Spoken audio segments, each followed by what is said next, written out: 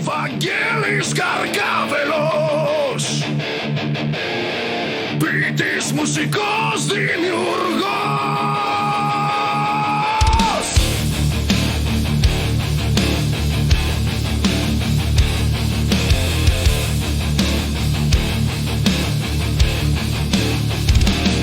Έργα μου από 9 Σεπτεμβρίου έως 9 Δεκεμβρίου του 2025. Για μάγκες και για θύματα, για αγάπες και διλήμματα. 103